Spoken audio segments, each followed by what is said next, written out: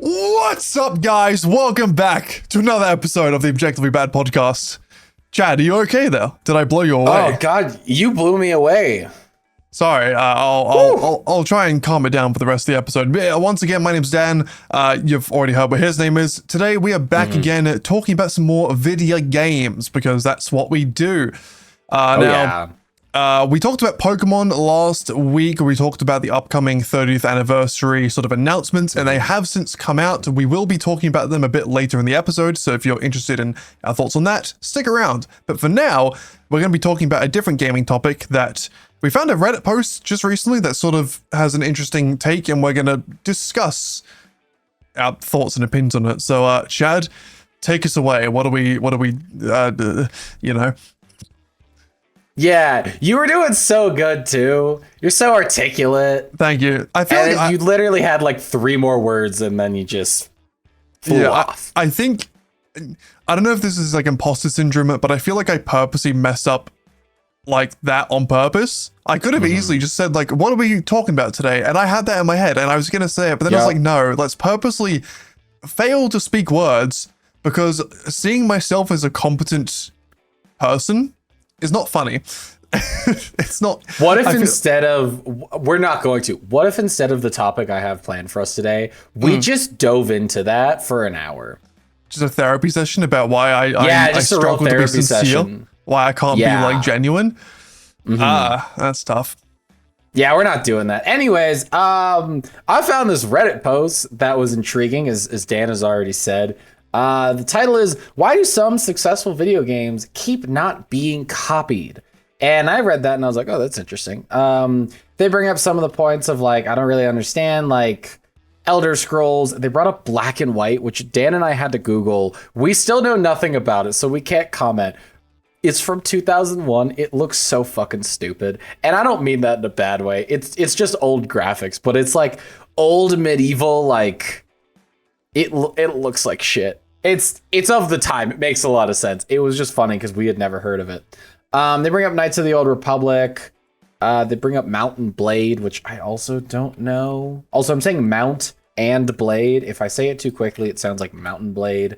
There's not much I can do about that. Just quick interjection. Black and White, the video game, which came out in 2001, is apparently a game where you act as a god whose goal is to defeat his nemesis, another god who wants to take over the world. The primary theme is the concept of good and evil, and you play these big like god characters. There's like a wolf, so if you want to like act out like that shirt with the wolf like ripping his like chest open with the moon, you can play like that. It's an odd looking game, but it is 2001, so I can't really blame them. Okay, I'm gonna be real with you. That sounds awesome, and I kind of love that. I'll look into it. Well, apparently you can't play it unless you have the original discs. That's like that's a big problem that the fans are running into. Oh, that's a shame. If we were to segue into talking about the release of Fire Red and Leaf Green, that'd be a great one. But we're not. So they bring up that, and then they bring up like, oh, like why do some video games just keep being copied in the exact same way? Person gives Dark Soul or Souls clones as an example. They're like, most Souls clones are in a dark fantasy. I want to shout out another Crab's Treasure, which is a Souls-like. One might call it a Shoals-like. Oh, so we did that. You got like, obviously with the Dark Souls sort of thing, you have obviously all the games from FromSoft, which is like fair that they're similar because it's the same developer. But then you have games like Lies of P, which is the Pinocchio one, which is like similar to a Souls-like game. There's definitely different aspects of it. You have like Stellar Blade, which is not as Souls-like, but it's still, I still feel like it's in that genre of like slightly more difficult than normal combat with difficult bosses. And like they always have the same like sort of like campfire or like what's it called in Elden Ring, the grace checkpoint system. They all sort of have that system in them. There's definitely other Souls likes. There's the Armored Metal Core games. I think that's also FromSoft though, possibly. But yeah, they all do have this like sort of like you know, the typical like stamina, magic, health system, which is pretty basic, but they work very similar. They have the same sort of inventory layouts, the same boss designs. That you can go through waves of enemies that when you respawn at a checkpoint, you have to fight them again to get through the boss. They are very, very similar. Not that they're bad, all of them are pretty enjoyable, but that's just, yeah, part of it. Lords of the Fallen is another one. Hollow Knight, you could argue is... I guess there's an argument for it.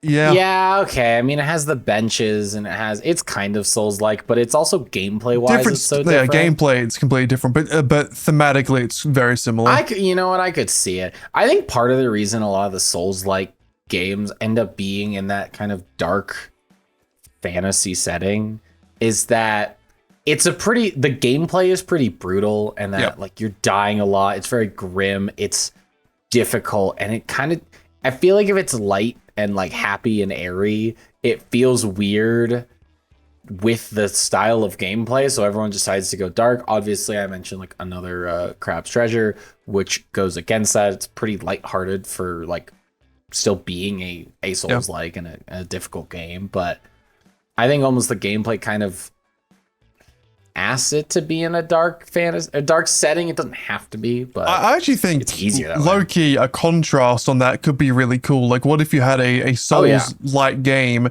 where instead of this dark fantasy, you're in like, for example, like heaven, and you're fighting angels who are like, you know the typical story of like, if an angel appears to you, if a being appears to you and it looks nice and inviting, it's probably a demon, and if it looks creepy, it's an angel. That sort of thing. It could be like that, where they look like a bunch of like really nice, inviting characters at first in this like nice, like gold and white, beautiful land, but they're actually all evil.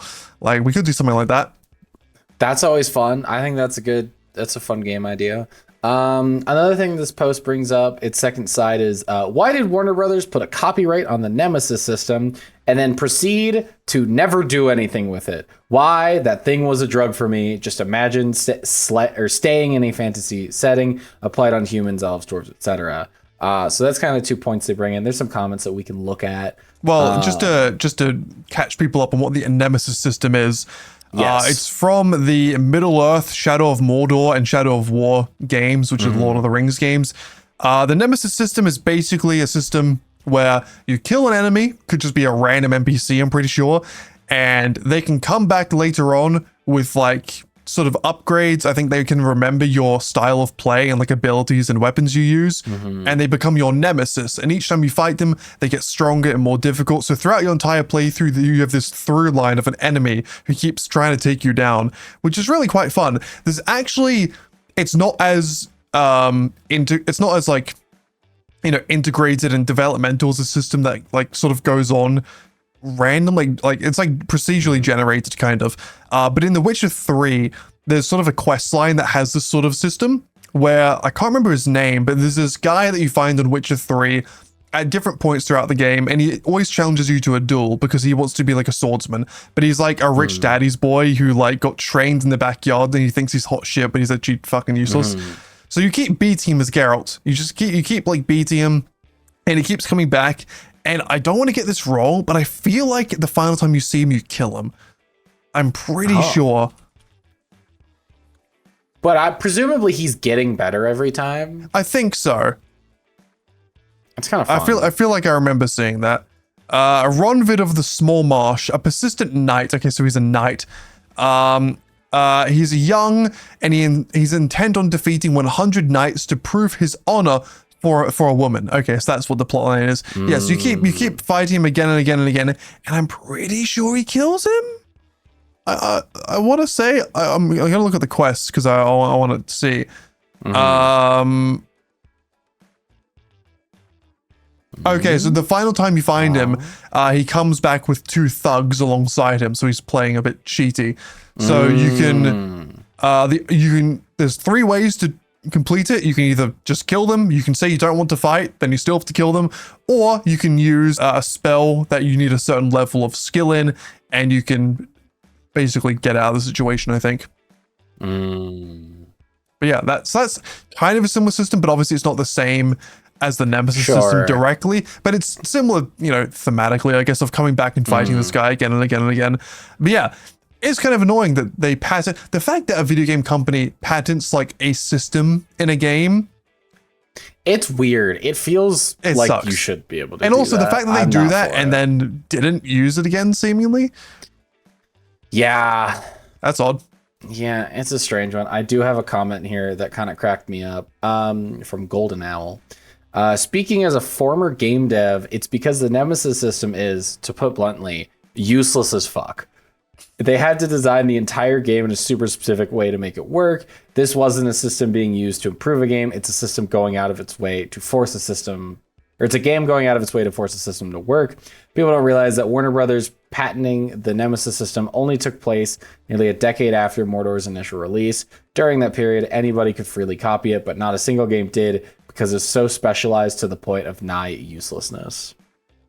Well, apparently, they shoehorned it into Assassin's Creed Odyssey with the mercenaries, and it sucked, according to a person on the internet. I mean, that's the thing. Like, not everything's going to work, but I think it's just a general idea that, like, patenting an idea, a system for a game, I don't think it happens that often, so I wouldn't be too worried about it. But the fact that, like, I mean, we've kind of seen similar things where Nintendo tried to sue Palworld for, like, copying Pokemon. To be fair, end up working. It basically copied Pokemon. I'm not against it whatsoever, but Palworld was a pretty similar the pals themselves and the catching system is copying, but the game in general was completely unique. That's true. I just mean it felt very clear that a lot of those pals were ripoffs of other Pokemon. But now I don't know how fair of a comparison this is. Like, you say Pokemon to Palworld, would you not just say that and then like Battlefield is copying Call of Duty because they both look similar and have the same guns and have like similar systems? I mean, you could. It's that COD is more generic. Yeah, but like, you could argue Pokemon. The thing is, Pokemon didn't invent weird creatures. Digimon's a thing as well. I don't know if Digimon came out before or after, but like, the idea of like weird creatures that you have, like, that can be your friends, that's a thing across like multiple different games, genres, everything. Like I said, Digimon, even in stuff like One Piece, you have like weird little guys. I know in like Fairy Tail and other anime, there are like things like they exist in games. You have like pets in Minecraft and Terraria and stuff. Pokemon didn't invent that. Yes, a lot of the pals in Palworld resemble some Pokemon a bit too closely, you could argue. But it's not like they copied the systems of the game massively. I mean, like catching, I guess, was similar, but catching they kind of did. No, I think the only point of contention that I would argue, because I agree, you can't say COD and Battlefield, one of them ripped each other off, because it's like, there's probably aspects they did, but like, it's a shooter game. The genre exists in other forms. The monster genre exists in, like you said, Digimon, like Yu-Gi-Oh, that kind of stuff. It's more that like there's a multitude of the pals that are like almost carbon copies of specific Pokemon. Yeah. Again, I'm fine ripping off Pokemon. That's cool. Do it. They're a fucking $1 billion company. Do whatever you want. They're a $1 billion company who does not put their billions of dollars to worth to the right places. They're gonna be fine. But I guess back to like, back to kind of the stealing. I guess here's a question. I mean, obviously there's been multiple Elder Scrolls, so you could argue they're copies of themselves, but I think if it's in the same developer, it's fine. Yeah, it doesn't count. I don't think it counts. Has there been a copy of Skyrim? Because that's the last Elder Scroll game at this point. Yeah. Has there been copies, and have there been successful copies? Well, copying, I mean, when you use the word copy, we're not saying one-to-one because obviously it's very difficult. But I think like the format. What's a good thing that struck gold? The thing that struck gold, I mean, no, not really. I mean, there are games... The Witcher? There are games that have similar things in aspects like The Witcher. But the thing is, so Skyrim is a very unique game where you have like this crazy overlap of immersion, but it's like the things that Skyrim does well is like ridiculous immersion, insane freedom to do pretty much whatever you want in the world, while also having quite a bit of like structure with the multiple different storylines and stuff you can do, and with the character progression. It's not as in depth as like Oblivion or Morrowind character creation with the skill lines and stuff, but it's, you know, I think they left it more open on purpose for like a general audience to have fun with it, not like a D&D type fan base.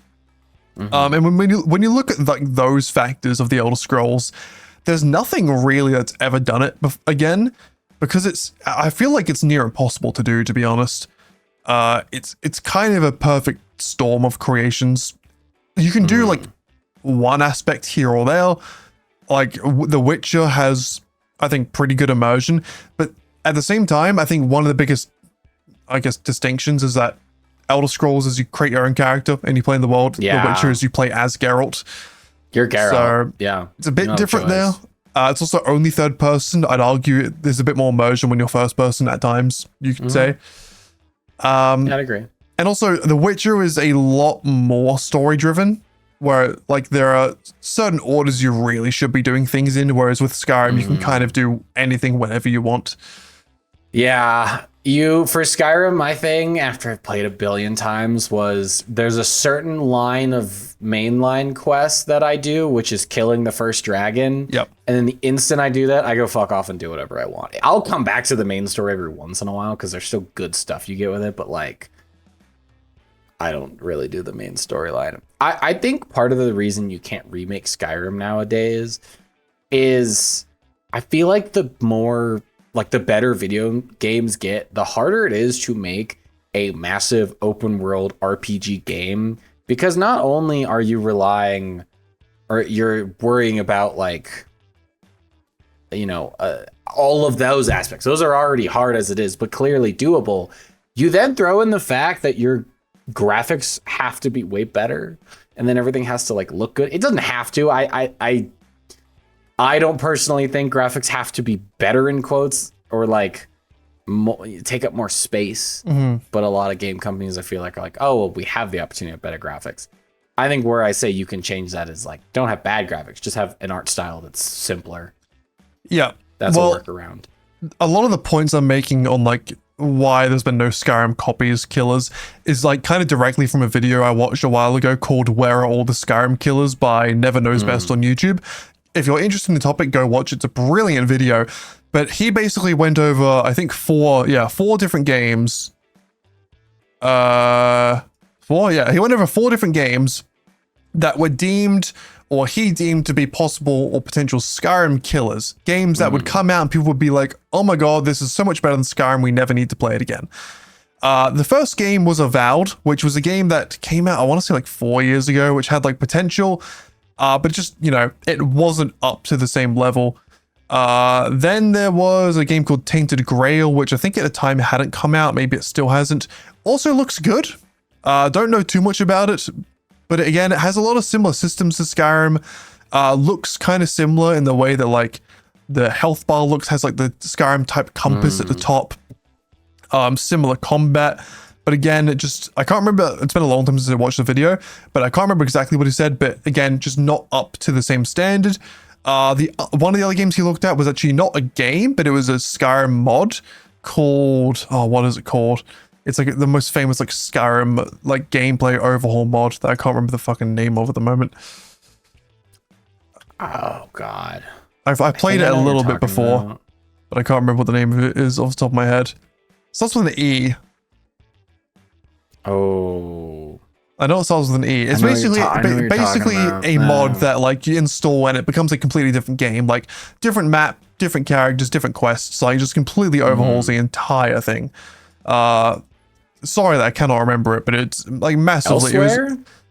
No, that's just a region. Well, yeah. I know there's an Elsewhere mod that there is. Enderall. Downloaded, but I don't think I ever played it. Oh, Enderall. Okay. Yeah. So Enderall is another one. And obviously, it's like in Skyrim's engine, so it feels like Skyrim. There's a lot of elements of it, but it's obviously, the story's different and all that. But the final game that I'm bringing up now, because you were talking about graphics, is called Dread Delusion. It's a game that is like, you go search it up right now. Go type in Dread Delusion, like you, Chad, and also audience. It is such an interesting art style. It's like kind of old school, like sort of like 64-bit or something. It came out like in the 2010s. It has one of the most unique art styles I've ever seen. Like unique from the modern day. You'd see this stuff back in the day with like Doom and stuff, but like very unique. But the thing is, it has like a vision and it executes it super, super well, because it was made by like one guy or like a small team. And the point you just made about like graphics needing to be better is just not true at all. I think when you have a unique style, it's executed well and it's consistent, you don't need graphics to be super good. And this is a perfect example of it. I think the shortcoming of this game that was mentioned is just that because it wasn't made by a big studio, just like the size of it just wasn't there. Like it didn't have the same expanse that Skyrim has, where you can like play for like hundreds of hours on the same save and still find new stuff, which is really difficult to do. But like, yeah, there's so many games that like come close in different aspects, but never any that really copy Skyrim directly. And there's games that are better than Skyrim. I'm sure Baldur's Gate 3, Elden Ring, The Witcher, you could argue. But it's not the same. It's not a copy. And the whole point of this Reddit post we looked at is like, why are we not copying these successful games? Some of them, like Skyrim, are just really difficult to do. Like, to the argument of like graphics have to be good, I agree. I said that more from the perspective of like companies. I feel like have the mentality of graphics have to be good. I mean, it'd be nice if graphics are good, but if you pick an art style, it doesn't have to be as like hyper realistic. It can just be cool looking. But it can also be graphically less intense. I think another point that you bring up is like some of these really big games like a Skyrim or like a Baldur's Gate 3, which we'll talk about here in a second, you need a big team to make that. Like there have been multiple dev companies that have come out that make similar like RPG games similar to Baldur's Gate. And then people are like, oh, wow, Baldur's Gate came out. This was literally the best thing ever made. Why don't you guys do this? And they're like, guys, I don't think you understand. This is so much work. And not even a way of like, oh, I can't do it, but like it's the ability to make a high quality game with high quality voice acting, high quality graphics, like a massive world. I don't know, like 20 different classes and 20 different races you can choose from, differing dialogues, differing storylines. Like the ability to do that's insane. And you need like the time between Baldur's Gate 2 and Baldur's Gate 3 was not short. I mean, different companies as well, I think. Yeah, but still, like Baldur's Gate 2 came out in 2000.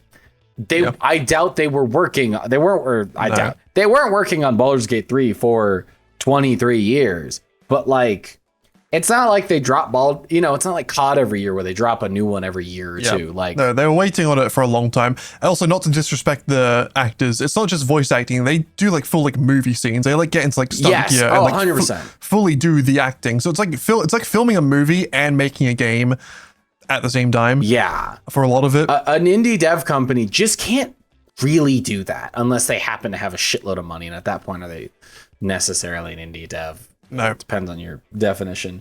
But I think part of that is like there are some real lightning in a bottle games. I think Baldur's Gate 3 specifically is one of them of like, I don't know if that is ever captured again. I think it's physically possible, but like, I think Skyrim too, to a degree. I mean, I have faith in Larian with their next game. They're going to be doing another one of their other franchise. I can't remember the name of it. Divinity Original Sin. I think there's another one of those they're working on next.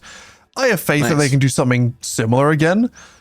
But I think with making a game, again, we always use Skyrim as an example because we're big fans, but also if you look at it objectively, I know a lot of people look back on Skyrim and look at it now and go like, oh, look at this shit. It came out in 2011. Like, look at it through the lens of when it came out. When it came out, it was absolutely groundbreaking. It was like by far and wide the most impressive piece of video game that ever had come out at that point, like bar none. Even up to like the late 2010s, it was still like punching with like modern games. And even to this day, I feel like open world games now, I don't know if this is a result of the Ubisoft, and this is an example of copycat, like being able to be done, but it's just not being good. The Ubisoft style of open world games are so annoying because it's like, oh, okay, we have this fucking tower that's like, there's like 5 towers in the map. You go to the tower and it shows you where everything is, and then you go to those places and you do fetch quests. It's like the same formula over and over again. That's what a lot of like the Horizon Zero Dawn games follow, even though I think they do it a lot better than some of the others. It's what like the new Assassin's Creed game follows. There's definitely some others I can't remember, but it's that sort of formula. I think open world games that copy that formula aren't interesting. Spider-Man does it as well.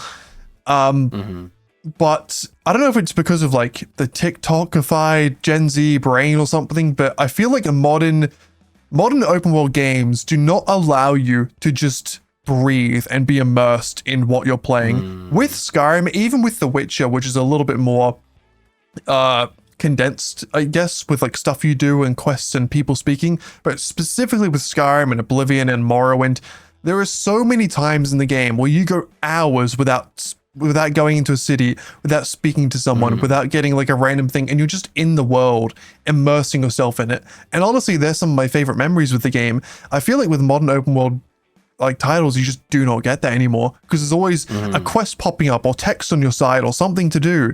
And that can be fun at points, but I also just wish you could turn that off and just like chill. Yeah. Like there's the convenience too. For example, you take some of the newer Pokemon games that just give you fast travel. They give it to you early. You don't need fly. You just get it. And there's a lot of games that are like that, where like they'll give you fast travel a lot quicker. I remember the first time I played Skyrim, I went to Whiterun and someone mentioned the College of Winterhold, and I was like, magic is cool. This sounds fun. I have literally no idea about this. And I get the quest and it points me to College of Winterhold, and I did not know that you could take a carriage to all of the major cities. So I walked my ass all the way there. And it was brutal. But I remember that. This is like over 10 years ago. Like, I think part of it, like the exploration aspect of it is fun.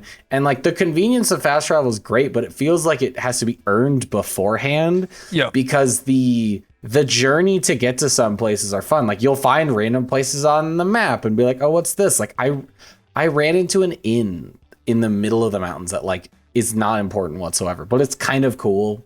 And you wouldn't run into it normally because it's like off the beaten path.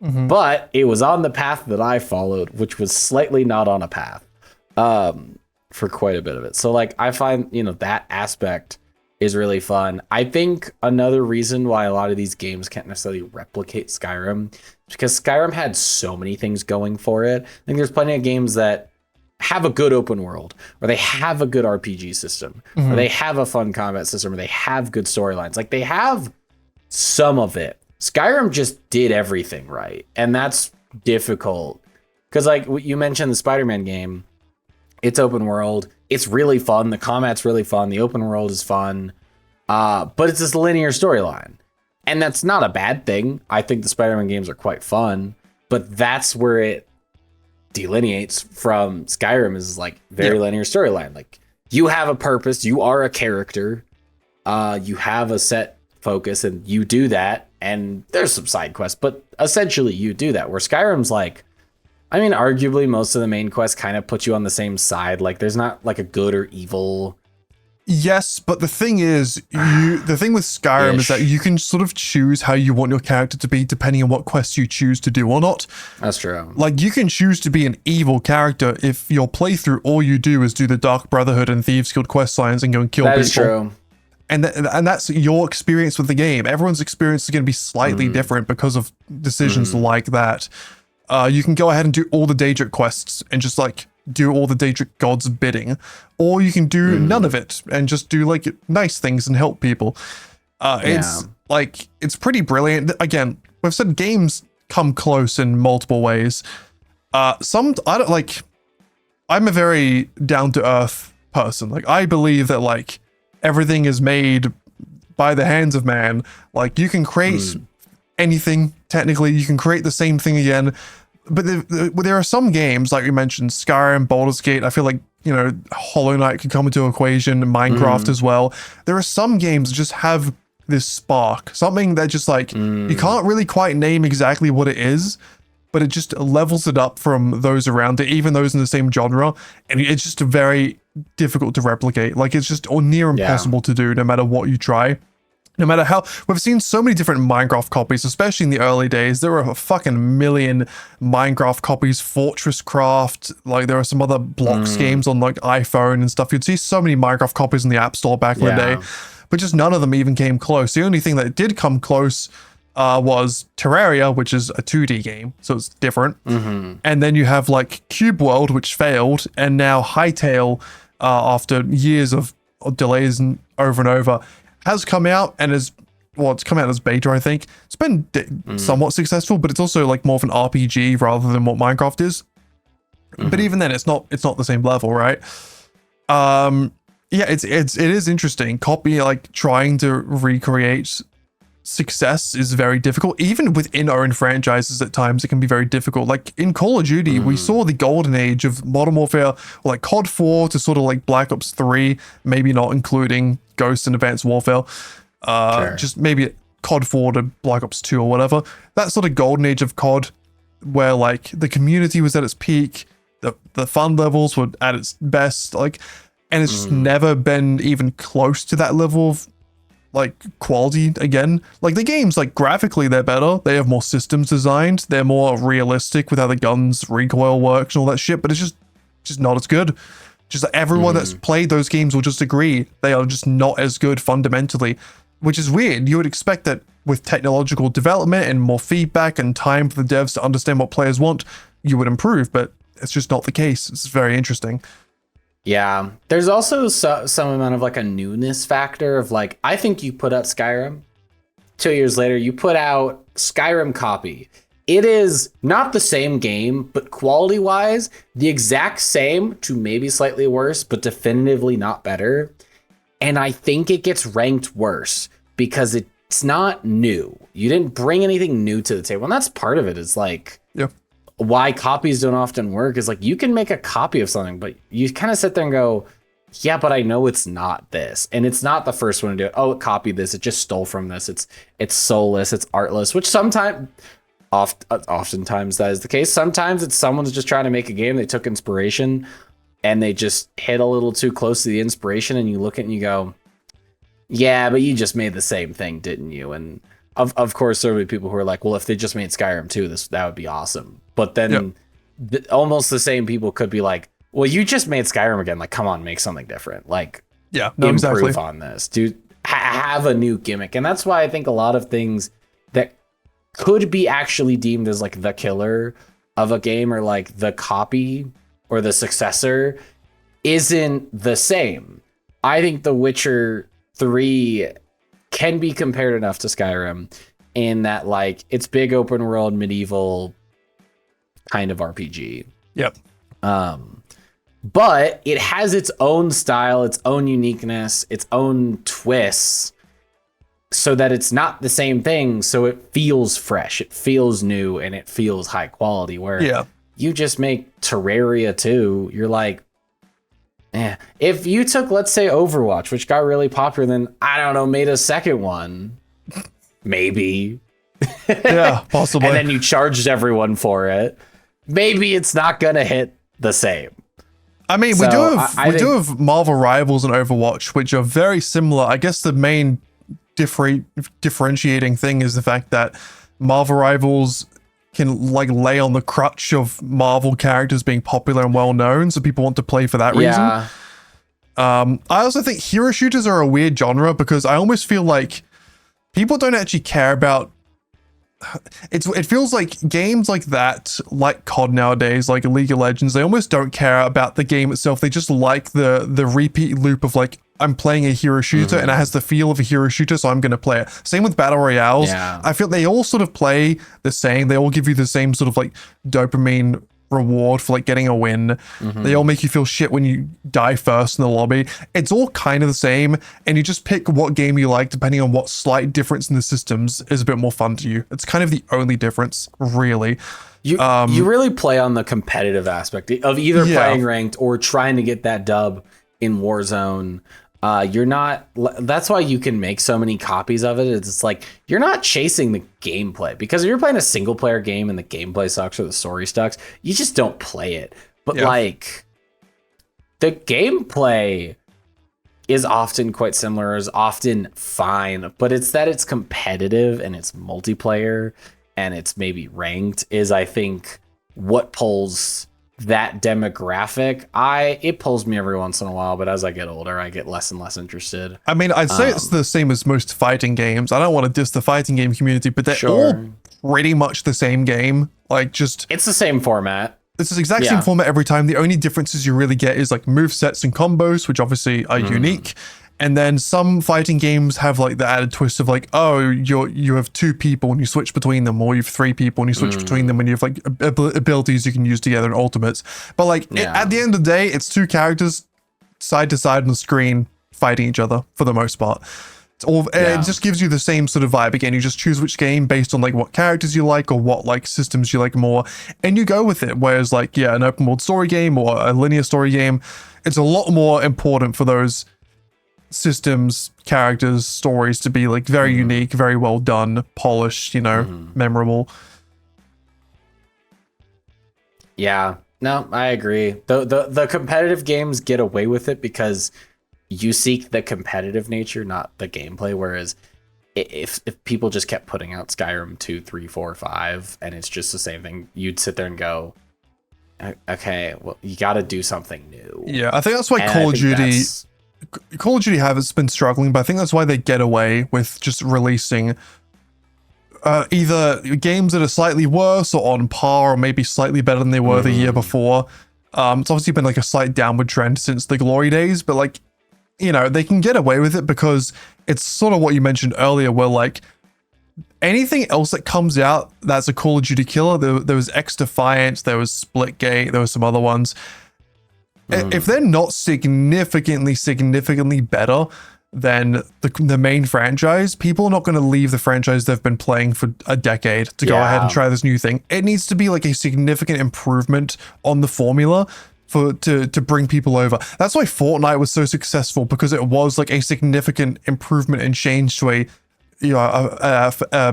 a shooter game formula. There has been battle royales before, but Fortnite really sort of changed the market for it. And got a lot of people that were like COD YouTubers over to Fortnite, and there was a big change.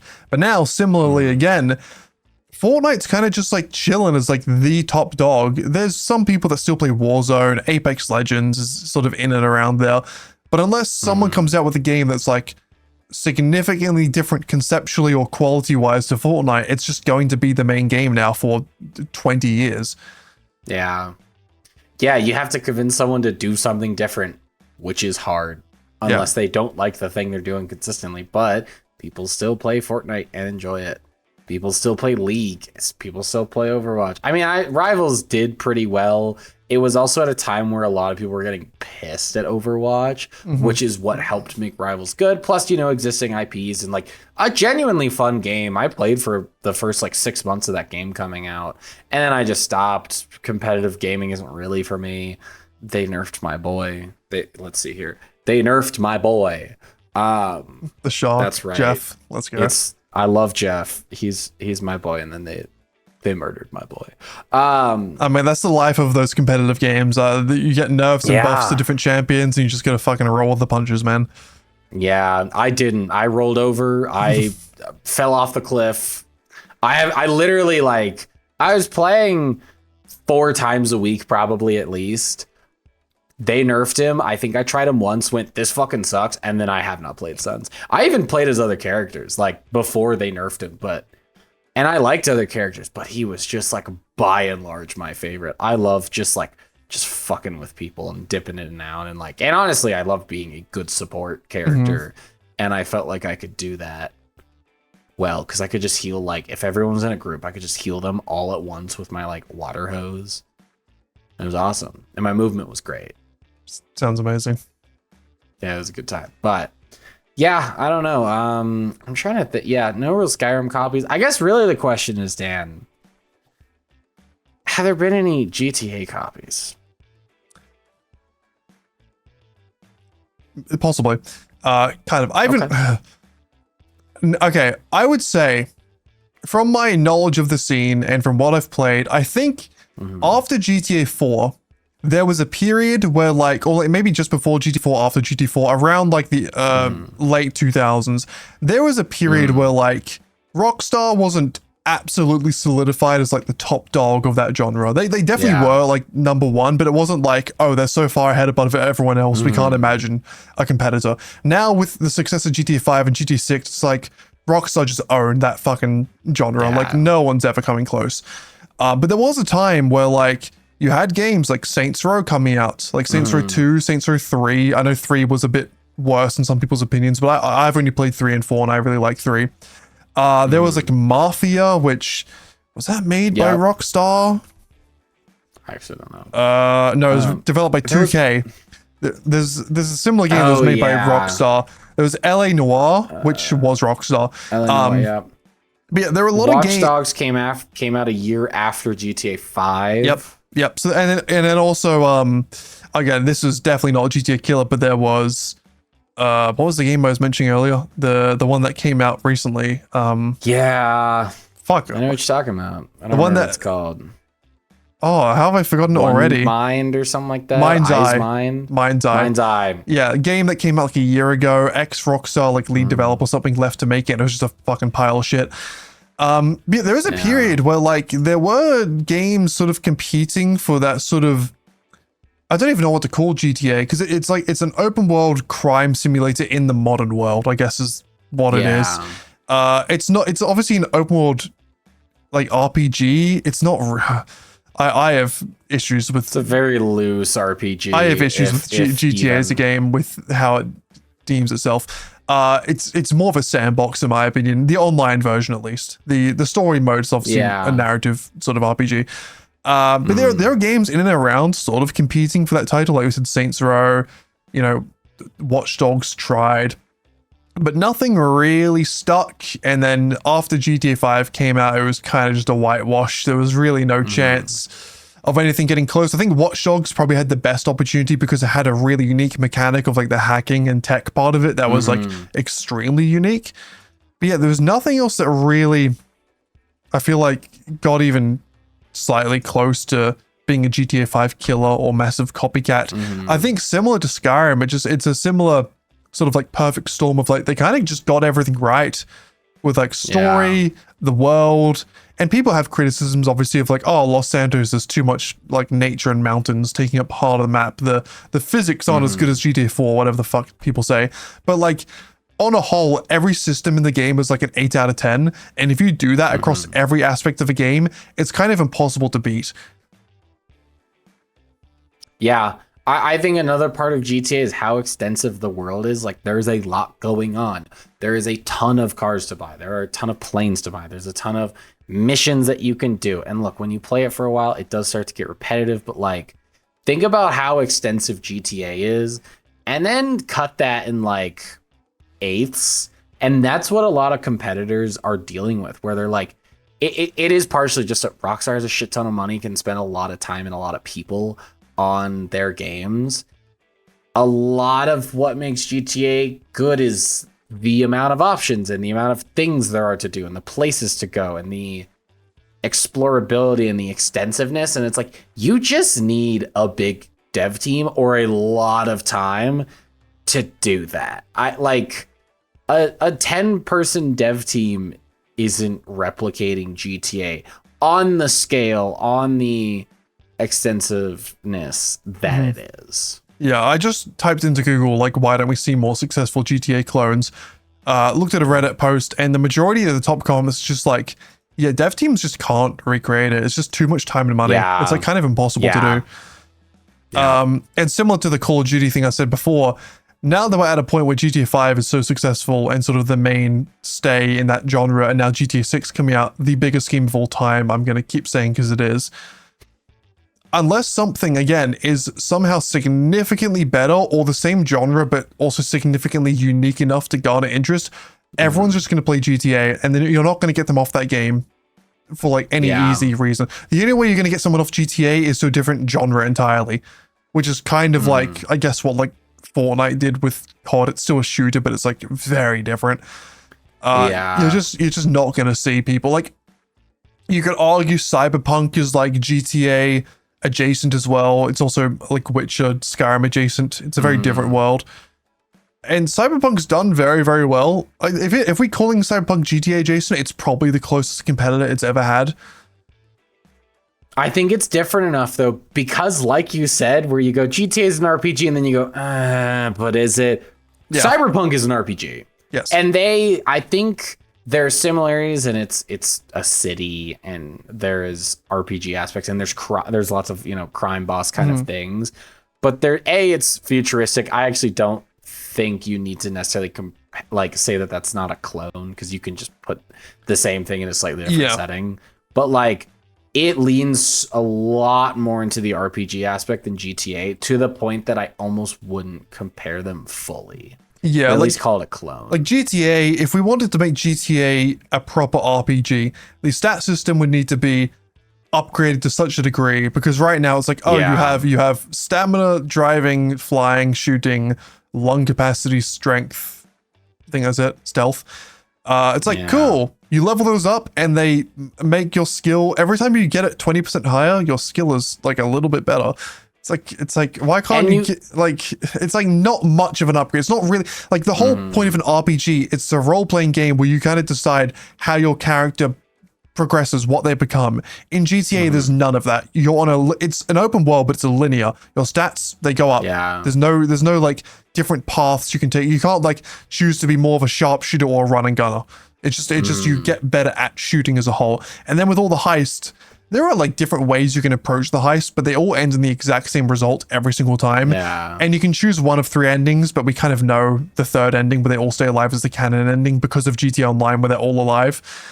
So there's not. And it's just kind of a better ending. There's not many choices there, so it's not really a role-playing game in the sense of like how Witcher and Cyberpunk and Skyrim are. But like, yeah, with Cyberpunk, you could if you took everything that Cyberpunk is, but just put it in like modern New York, it would be extremely different to GTA because of all the systems it has that are just wildly different and more complex.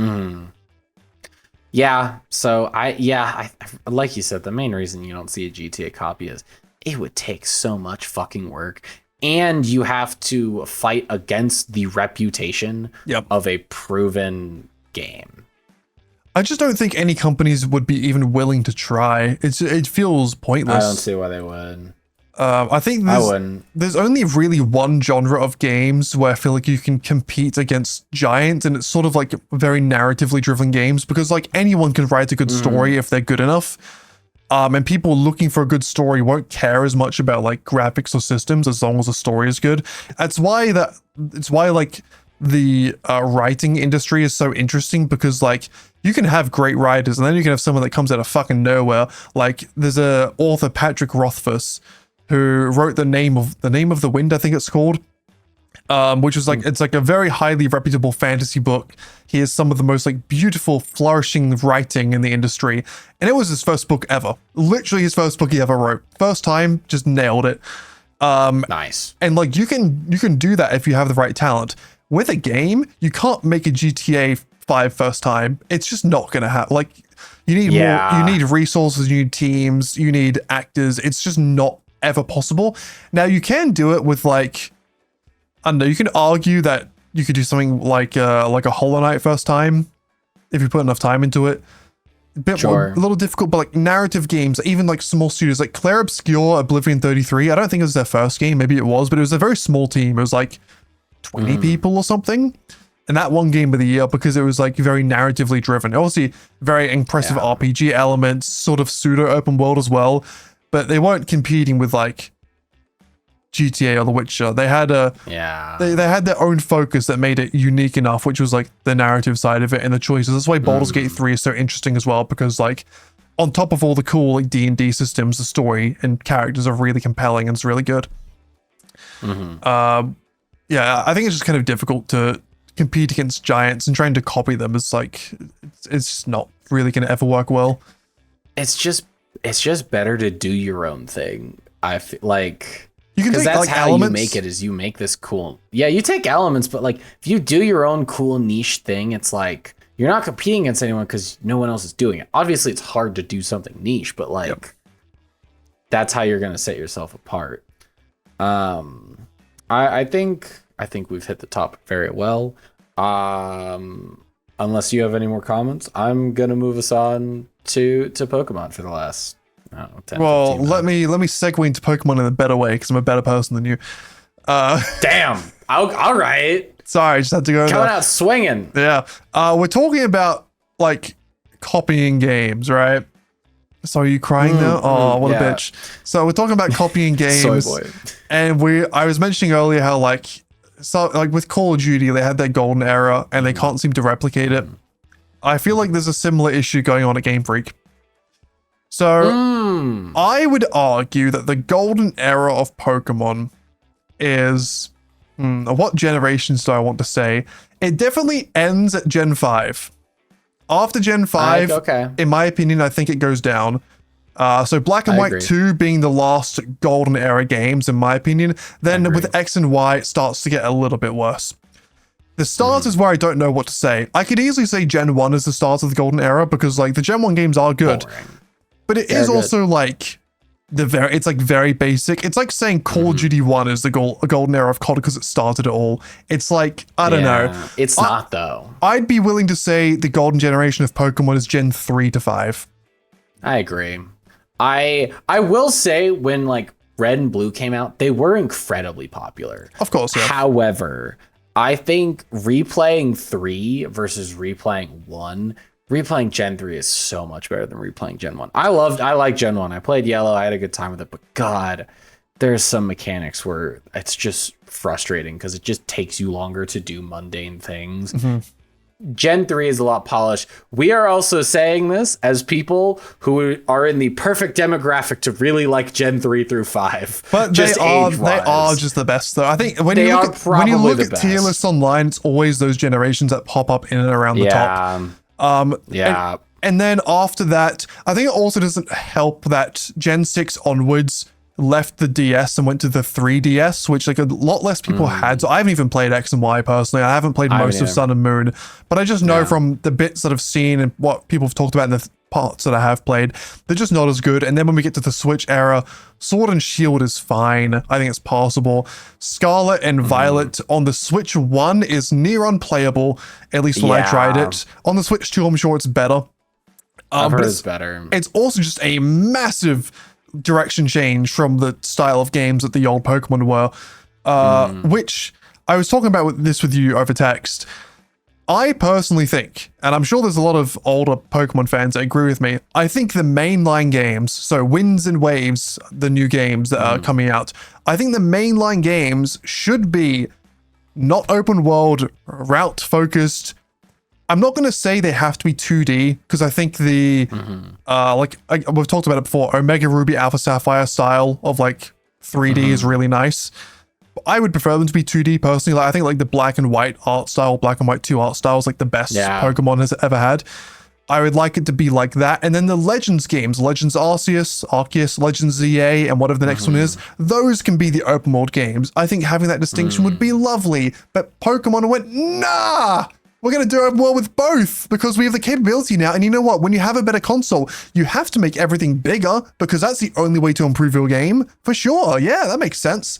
I don't want to... who wants to walk through long grass to catch Pokemon anymore? I can see the cunt. Let me just catch him. No! I don't want that. I like the old system so much better. So much more interesting. This video is just titled Old Geezer Rants About New Thing. Yeah. I don't know. It sucks that Nintendo just don't seem to have any care for what like some of the older, more dedicated fans want. Sure. Like, like they're a massive company. I know for a fact that the old Pokemon games with today's, technology and budgets and the team they have would not take very long to make it all. Like remaking a Pokemon Diamond would take 6 months maybe, because you already have like the graphic style, you already have the system, you already have a lot of Pokemon that are going to be in the game because they reuse a lot of Pokemon nowadays. It wouldn't take long. I don't understand why they can't do that. Or here, this is probably asking for too much, but they're like $1 billion company, so I'm going to ask for whatever I fucking want. Why can't we do, with Winds and Waves, the new games, which we'll talk about more soon, why can't we have 2 versions of the games? We have one version that's just like new 3D open world style, and another version that's 2D route based. Same story, but just different stylistically. That'd be cool. That'd be sweet. How dare you ask them to put work in? I know, right? I'm gonna delineate us from a rant because I think we could do it forever. As we had said, I want to say the day after our last episode came out, Pokemon Day announced a bunch of stuff. There's a bunch. They also are putting a lot of focus into non-mainline stuff, like all their phone stuff, TCG. They have like a couple different things. They're putting out Gale of Darkness on the Switch Online, which is cool. I will probably play it at some point, at least try it. What is Gale of Darkness? It's an old like spin-off non-main storyline game, which I think is like game. Oh yeah, let me rant some more. Can I get some more mystery dungeon games, please? Where the fuck did they go? They were sick, dude. Let me play as the Pokemon. What the fuck? True. Nintendo really throwing, man. Ugh, sorry. Or at least port them. I wish they made more. I wish they made more spin-off games. They are coming out with a spin-off game in like a month. It seems cool. It's not necessarily my style, but it's... Isn't that Pokepedia game? It's like an Animal Crossing... Pokopia? Yeah. It's like an Animal Crossing it's type like an game. Animal Crossing. Yeah. It seems cool. I don't think it hits us as a genre and hits the more like cozier Pokemon players. I'm not mad at Game Freak for that, but I just at least wanted to briefly touch on the starters because it's basically all they've shown us.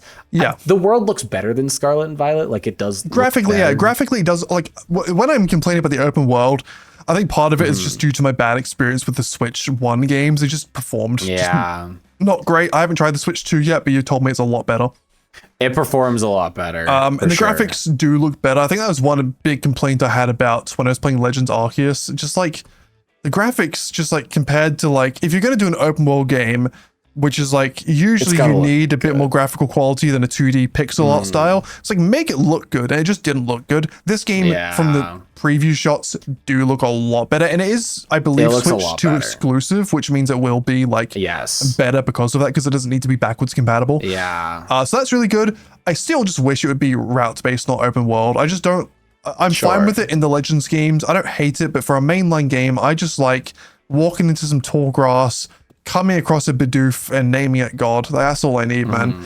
But nevertheless, the starters are usually the first thing they always show with new Pokemon releases, and a very hot debated talking points always, every single time. So what do you think of the 3 new little guys, Chad? Okay, so when I first saw them, I was like, I don't know, man. They just kind of all look like other Pokemon. And to be fair, I still think that they've grown on me a lot. So we'll get to them quickly. So there's Brout, which is the grass type. He's a little grass chicken. I immediately was like, this is Torchic. And God, what's the fucking owl? It's Torchic and Rowlet. Rowlet's the grass owl starter. Decidueye? Is that his name? It is Rowlet. Yeah, so I love Rowlet. He's like my favorite one from that gen. I like Rowlet. I will say, I think Brout's my favorite.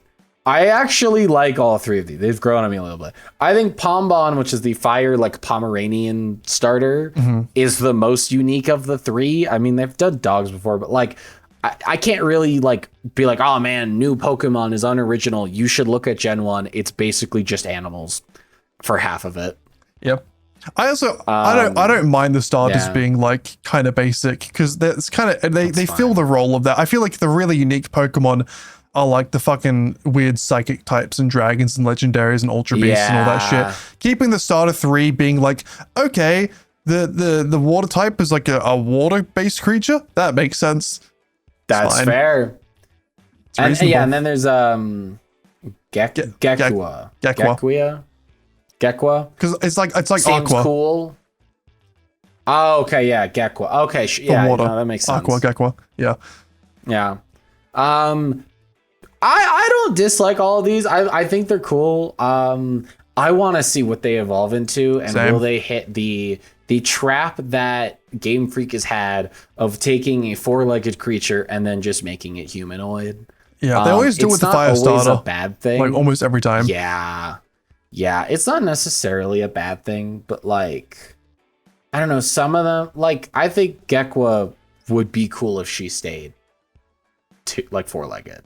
Obviously, Brout's on 2 legs, so it's kind of fine whatever it turns into. Yeah. But it's also like Pombon. It'd be kind of cool if it stayed 4-legged, although I have seen, I think it's from Undertale. It's like a dog with like a really derpy, cute face on this like massive suit of armor below it. That'd be good. I would kind of love to see that. That'd be awesome. Because it's a very it's the first evolution, so it's very derpy looking. It's very cute. It's very like, it's fluffy. It's not dangerous looking. It would be funny if it was just the same face on a massive body. Mm-hmm. I'm okay with that. So yeah, I don't know. They seem cool. My take. So a little preface. In my opinion, the past, I want to say 3 generations, I've kind of preferred the first evolution forms of all the starters compared to the final evolutions. I just think a lot of them like fell off third evolution. Again, we have the issue of like a lot of the fire evolutions turning to have like 2 legs, or the water evolutions the past few generations have just been very like, I don't know, in my opinion, I know this is a very basic way of thinking. My Pokemon, I like the baby generation to be like really cute. The middle evolution, I don't really care, but I always like the third evolution being like really cool, like aura farming basically. Like Empoleon from Gen 4 is my favorite like starter evolution. It's a fucking Emperor Pinion that's like metal. It's fucking sick as hell. Yeah. And a lot of the water Pokemon the past few generations have ended up like very like what word can I say? Like very like flamboyant, like sexy almost, like a little bit. Like they're always like, I can't think of a word to describe it, but like they're not sick. And I want like a sick starter as like my final evolution. So you look at like Gen 4, I mean, this may be me growing up in Gen 4, but all the Gen 4 like final evolutions are like cool as fuck. Like Torterra is like this fucking massive turtle that has like earth on his back. You have Empoleon, like a metal Emperor Pinion, and Infernape, like a burning ape that does karate. I think it's cool to have the final evolution be like badass. And I feel like the water evolutions recently haven't been as badass. I feel like the grass evolution's actually taken that spot. Like the Decidueye is sick as fuck. Decidueye is cool. Rillaboom? Yeah, Rillaboom's cool. So like last generation, fine. I did play Scarlet and Violet for like a couple hours, and I gave, I picked Fuecoco. He's in the back here. I don't know if you can see him in the podcast, but I have him. I gave him the stone that lets him never evolve, so I just had Fuecoco the whole time because I thought he was cool. Now with this generation, my favorite of the 3 is Gekwa by far. Okay. I really like Gekwa. I think Gekwa looks cool as hell. I think Gekwa's cool looking. They look like a little emo. If you look at Gekwa and then you look at Froakie,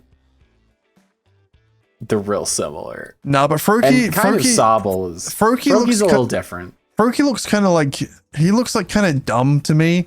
He looks like kind of like, he's a bit lax. He's a bit easygoing. Gekwa looks locked in. That's true. I will agree. I will say Froakie is cool, not because of Froakie, but because of Greninja. Yeah, like, Greninja's a sweet final evolution. Like honestly, Gekwa kind of looks closer to like Greninja than Froakie does. Yeah, I feel like Gekwa looks more similar to what the first evolution should be. Yeah. And also, this is completely just out of left field, but I've been reading Mistborn by Brandon Sanderson recently, and one of the main characters, Vin, who's like starts off 16 now in the second book, is like 18-year-old girl. It's kind of like, you know, dark hair, like I can't think of words to describe, like sort of like badass, but like not good socially, sort of locked off due to abuse in her youth and all that. I don't know why, but it reminds me a lot of Gekwa for some reason. Every time I look at Gekwa, I think of this character for whatever reason. So I kind of see it. I like it because of that. I just like how fucking derpy Brout looks. Like, he's so angry, but he's just such a little guy, and I kind of love that. I'm a fan. Yeah, I don't know. I'm curious to see what they end up looking like, and also what secondary typings they get, if at all. Because sometimes they don't. Like, I think the last generation just didn't get second typings, like, at all. All right, do we want to predict what second typings they're going to be? See if we can get them right? All right. Firefighting is just a good guess. Yeah, you're not wrong. Because it just happens.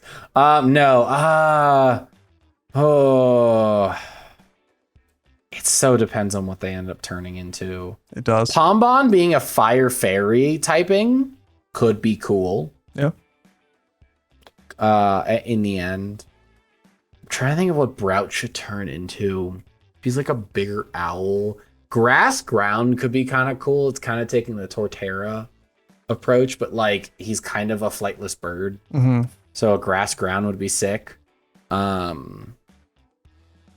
a lot better than grass rock. It's a bad typing. Yeah, I would.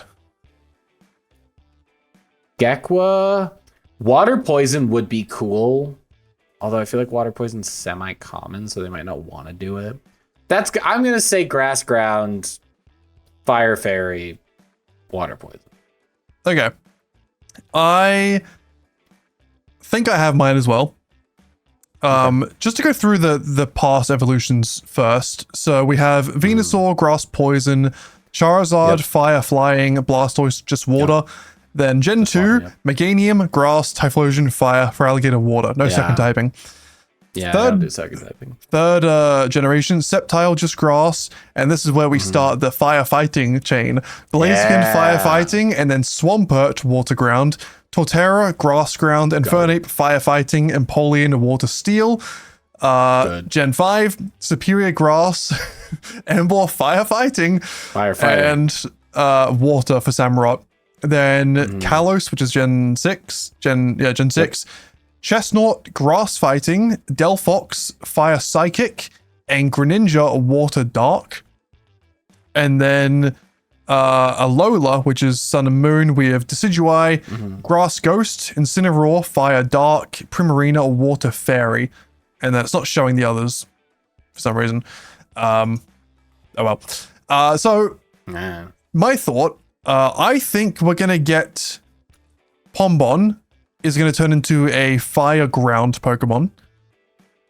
I think it's gonna be a dog that like can burrow into the ground and like shoot up lava from the ground.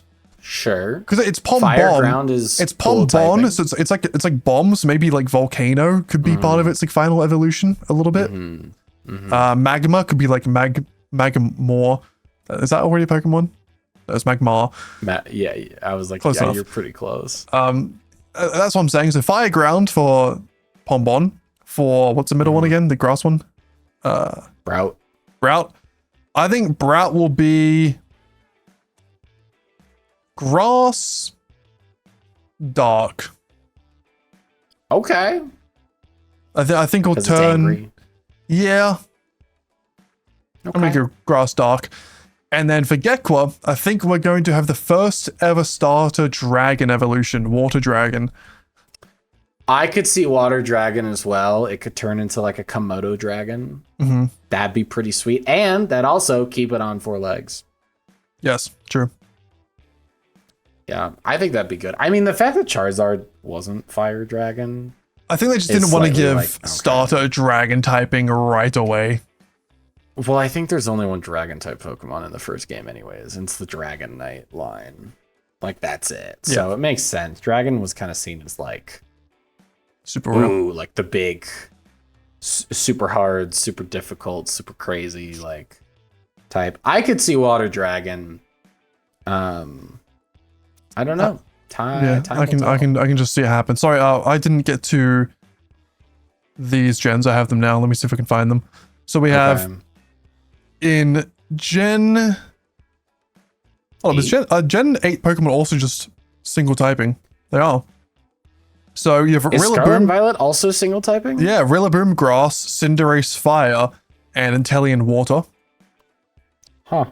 And then for Paldea, which is Scarlet Violet, we have Oh no, Skeledirge got fire. We have Miss Mouscarada, Grass Dark. So we had that last gen. Never mind. I changed my mind. It's not going to be Grass Dark. It's going to be Grass Steel. He's going to be a steel bird. Then we had Skeledirge, which another reason why I never wanted to evolve Fuecoco is because I think Skeledirge is fucking ugly. Yeah, I think it looks so. It might look better in like a 2D sprite, but the 3D variant of it is so bad. It was fire. He suffered. Yeah, it's Fire fine. Ghost, and then Fire Ghost is cool. Quaquaval was water fighting. Quaquaval. Yeah. I think the only problem with Grass Steel, and the problem with Grass in general, is Grass Steel is really cool, except it's 4 times weak to fire. Hold on, what Pokemon types are there? Let me just. The issue with Grass is it has so many weaknesses that kind of. Well, I was originally gonna say Grass Ghost, but obviously Decidueye is already Grass Ghost. Yeah. You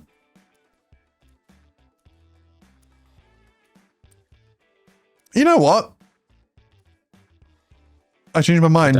It is going to turn into Grass Psychic. That would be cool. I feel like we're slightly missing the obvious of Grass Flying. To be fair, Rowlet did it. Yeah, I feel like they're not going to do I feel like it's too basic. I don't know. Yeah, I'm trying to think of the thing that would intersect with Grass and Flying that would make it better. No, I'm using Tropius right now. Ice. I mean, Electric would be bad against Flying, but actually it would neutralize. Okay. Because Electric's bad against Grass. Because I was thinking Ice, which is kind of fine. I was thinking Grass Ice, but I feel like Ice is very out of place in this region. So going Grass Psychic. Ice is typically like if you're gonna have one bad weakness in your team, Ice is usually fine. Because like it's usually pretty late game. There's not usually that many Ice Pokemon. There's Ice Beam, and that's kind of the only good Ice move for the most part. I'm sure there's others that I don't know of, but like I'm playing Emerald and I have a lot of Ice weakness. I'm realizing that playing the Elite Four with an Ice main Elite Four gym, because I have Tropius, Breloom, Mudkip, or Marshtomp or Swampert gets rid of it because it's water ground. Then I also have Flygon. You have a lot of like grassy bug type Pokemons. I do. I kind of went by vibes and I looked at my thing and I was like, a lot of my guys are green. Yeah. Gardevoir's green. Torkoal shows up as kind of green in like the menu, but Torkoal's not. It's just like brown and like red. Yeah, I have a lot of green. Yeah. Well, moving away from the starters, just general predictions, thoughts, hopes, loves, ideals. What do you want from this game? Oh, I'm trying to think. The problem is I started playing ZA, but it's so different. I don't know. I mean, just in general, because like I think in Scarlet Violet, they kind of, correct me if I'm wrong, I feel like they kind of did away with the traditional gym system a little bit. I don't remember it being the exact same. I feel pretty sure you had to like go like fight, or maybe it was just like a side quest I was doing, but you had to like go fight like four different like bases of like enemies, and then move on. It was just very different to what I was used to. It was like Sword and Shield had like an open world area in it, but like Scarlet Violet was open world. You could literally go anywhere whenever you wanted. It just felt very different. Personally, with the idea that this map is like different islands, right? Kind of like Sun and Moon a little bit. I hope that you get locked to an island and you have to beat a gym before you go to the next island. Once you complete, I think it's a good move. Once you complete the gym, you can go back and have the area be open world accessible whenever. But I really hope there's like a sense of restricted progression throughout the game to some level.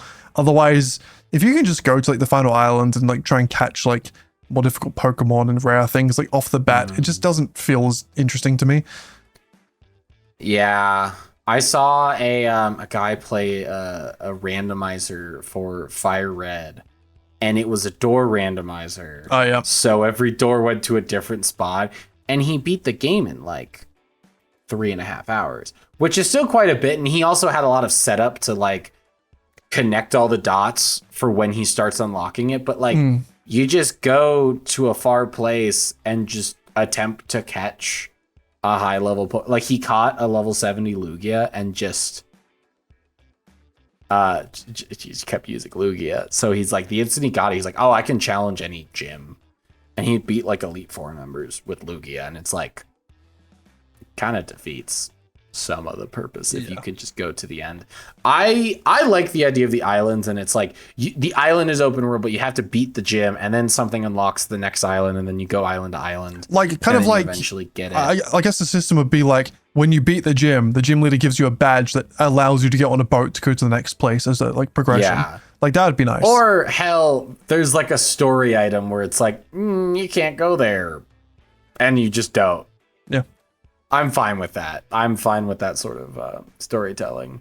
Yeah, I the other possibility is that there's scaling.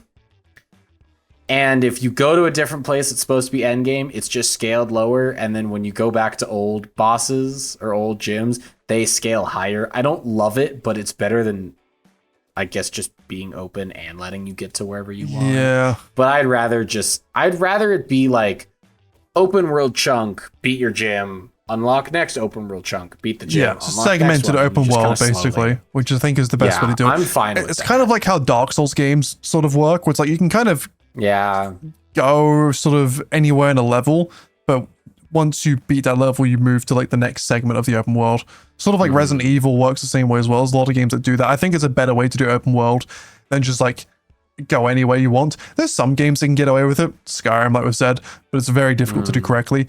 So that's one thing I like to see. I'd also really like to see, I mean, what's your opinion on in terms of like when you get a new Pokemon game, do you want to be able to catch all of the old Pokemon, or do you like the region to be like mostly new things?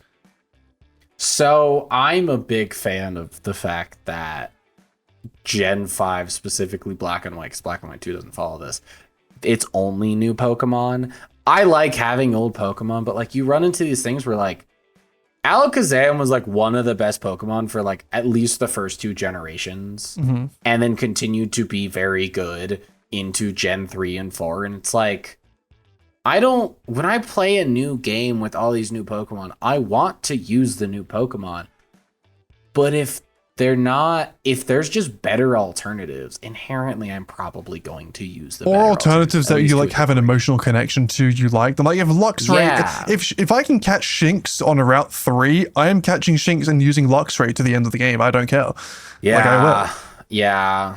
I will say I started playing ZA and they give you a Heracross. That's like a trade one. He's called Boys. Hell yeah. And I love him. Yeah, that's sick. I also have never used Heracross. Sure. That's fair. He's kind of sweet. I think, yeah, I do agree. I think I'd say like, it doesn't need to be only new Pokemon, but I'd say like a good majority. I'd say like 90% new Pokemon, and then maybe the 10% returning ones you get in like special ways. Like you can get like, I really like that in almost at least a lot of games, you can get like an Eevee at some point throughout it. Sure. I like that. Like maybe be able to get Pikachu or a few other ones here and there is fine. However, I think once you defeat either all the gyms or the Elite Four, there should be a post game that the world opens up, and then you can go back and catch a bunch of old ones. I think I'm fine with that. Platinum, I think, does that. You can go to like the battle tower after you defeat the Elite Four. That's another thing I wish for this game, that other games, some of them do it, some of them don't. It's like just having more of a post game where like there's actually a good amount of content to do after you defeat the Elite Four. Like give me a reason to want to level my Pokemon to level 100 apart from just the sake of it. That'd be quite cool. Yeah, there's not really a reason to even cross like 60. Yeah, pretty much. Because like, I don't know, I got all of mine right now to round level 50, and I can defeat the Elite Four. It'll take a bit of time, maybe a little bit of leveling, mostly just strategy, but like at 50, maybe 55, I'll be ready. Yeah, like either, I think there's 2 ways to go about like making that higher. It's either like you make the Elite Four further on in the level progression, like say you need to get to like the mid 70s to fight the Elite Four, and you defeat the big bad, whatever team Rocket variant is in the game before that, or you defeat the Elite Four at like level 55, 60. And then after you defeat the Elite Four, you then have to go and finish the storyline of taking down whatever evil organizations destroying the world. And you need to be like level 70 for that. I think that makes sense. Or just have like a completely different post game with like other stuff to do, you know? Yeah. I like Black and White. You defeat the Elite Four at your, you're on your level 50. And then you fight the big bad right after. You actually don't fight the champion. And then you complete the story. And then you get to fight the Elite Four a second time, and they've leveled up 20 levels, and most of them get like one new Pokemon. That is a system that I quite liked, because it's like, okay, like I have a reason to go back to Elite Four, because it's like I actually fight the champion now, and I actually get into the Hall of Fame and all that stuff. Yep. But it's like, oh, I get to run the gauntlet again with this team, but now they're better and even have like another person or two. And then I gotta learn their strategies. But then it's also the post game also unlocks a bunch of other stuff. So like you go do a bunch of other stuff, you level up naturally, and then you come back and you're like, all right, an even tougher fight, let's go. Yeah, I never beat Black and White, so that's quite cool. You should. I love Black and White. Yeah, I remember when I was a kid, I got to the point where I was meant to go and find the legendaries, and I could not find them. And this was before like watching tutorials on YouTube was like a massive thing, or was big news to me at least. And I just sort of gave up. I just didn't play it. That's fair. I only did it like recently. Yeah. I mean, I've finished the game before. I've done the most I've ever done like a year ago. Like I found all the other legendaries. Oh, sick. And all that jazz. I used the Master Ball correctly, because as a child, you see Zekrom and you're like, gimme. I have to use the Master Ball. Yeah, this is what they just gave it to me for. No. Who'd you use it on then? It's so easy to catch Witch and Ultra Ball. Thunderous, because he fucking sucks to catch. Yeah, that makes sense. Because he's a roaming legendary. Yeah, fucking hate those.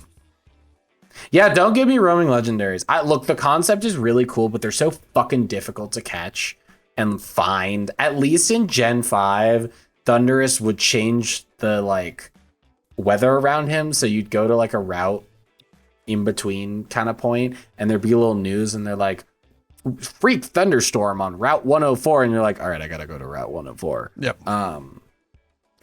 So that was nice, but like the fact that you're like, you just have to be ready at all moments of time, and hopefully they don't flee, which yes, some of them will.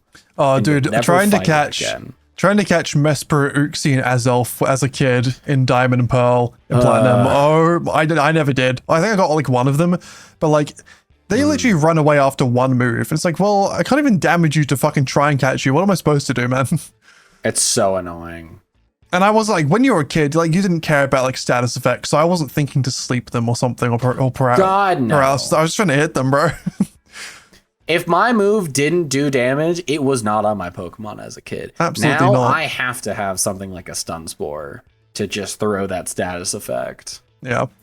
Now we understand. But I feel like the vibes better were just immaculate. Just fucking hit them. Hope for the best. Just hit him. Just hit him. Yeah. Swords Dance doesn't do damage. Hit him. Yeah. Sword Stance, the most fucking OP move in the fucking game. Nah, get rid of that shit right now. Nah. Hit. 0 damage, 0 point in me having it. Exactly. Yeah. Well, any final thoughts on Winds and Waves? When does it come out, actually? I don't remember the date. Did it say? Next year. Cool. 2027. Awesome. Yeah, so that's the other thing. Plenty of time. I'm intrigued. I guess that's my thought. I'm intrigued.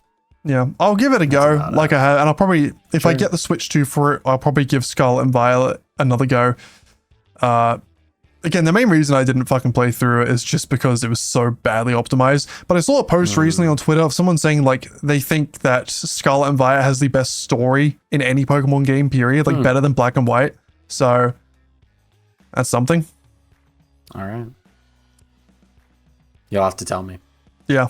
Or I'll have to play it at some point. I don't know. It's not on my list. I have a bunch of other games to play. So I mean, you're getting your way through the Pokemon games. So maybe in a few years you'll get there. I am. Yeah, maybe. I really am getting my way through them.